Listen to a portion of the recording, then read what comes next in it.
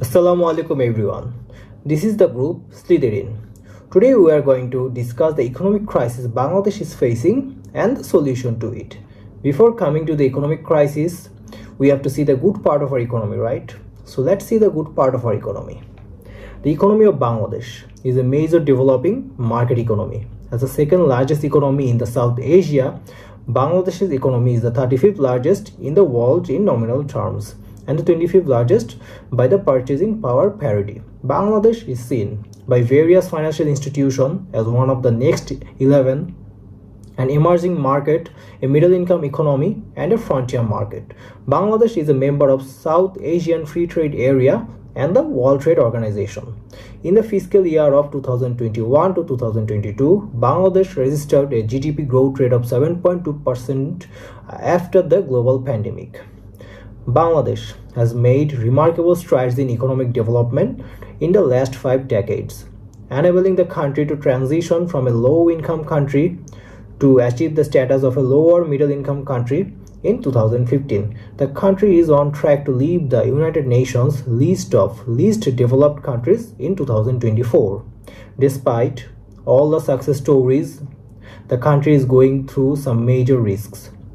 Bangladesh experienced robust growth after the pandemic with macroeconomic stability, improvement in infrastructure, a growing digital economy, and growing trade flows. Tax collections remains very low, with tax revenues accounting for only 7.7% of GDP.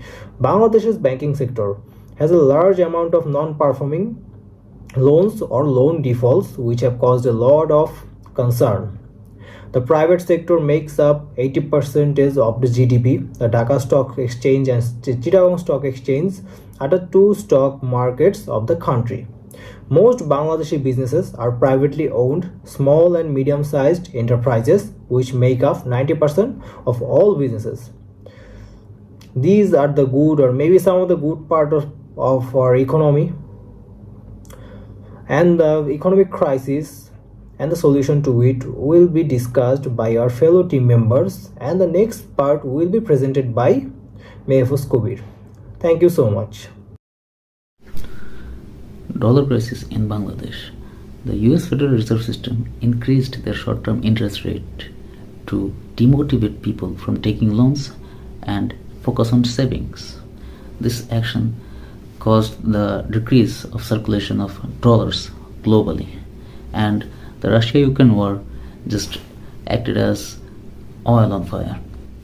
Bangladesh's foreign reserve has decreased down below $32 billion, while Taka lost 27% of its value. Now, $1 is equal to 107 Taka. The rising price of fuels.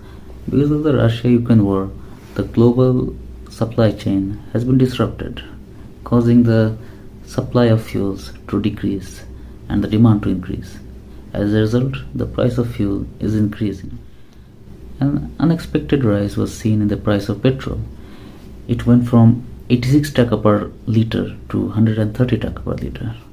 That's it from me. The next part will be covered by Manik Paul.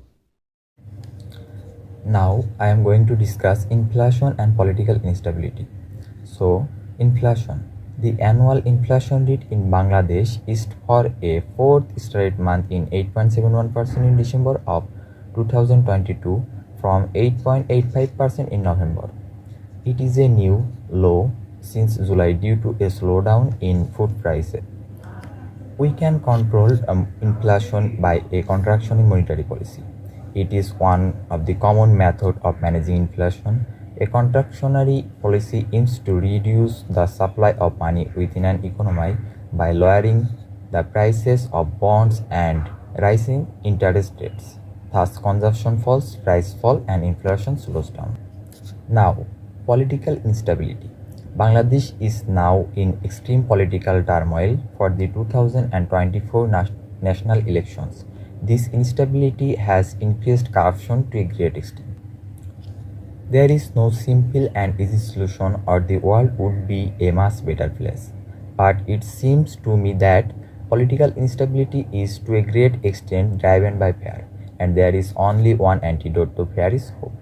We badly need real leaders with strong convictions who do more than just read the polls, who put principles ahead of political advantage, and who can project a compelling vision of hope for the future. Such a vision could bring people together rather than tearing them apart. It would not solve the problem of political instability instantly, but I think that in the long run it would help enormously. That's all my part. The rest part will be continued by my another group member Abdullah Almahi. Thank you, sir. Banking crisis. 11 banks in Bangladesh collectively faced a capital shortfall of Taka 32,606 crore in September, which highlighted their fragile health caused by years of irregularities. Then debt crisis. In the long term, Bangladesh's outstanding external debt is projected to trend around $40 billion in 2023, according to our econometric models. Bangladesh has done many development works with this foreign loan, most of which are ineffective. Bangladesh will have to repay this loan by 2027, which will pose a major economic threat. And that's all from my part. I'd like to call the next participant to represent his topic. My fellow group members already discussed about the risk our country going through. Now, a question may arise, what could be the solution to those problems? Here, I will mention some points which will help our country to minimize those risks. These are diversifying exports, social security, monitoring government, monitoring leading market players, etc. This will help our country to eliminate those risks. Thanks for your interest and time.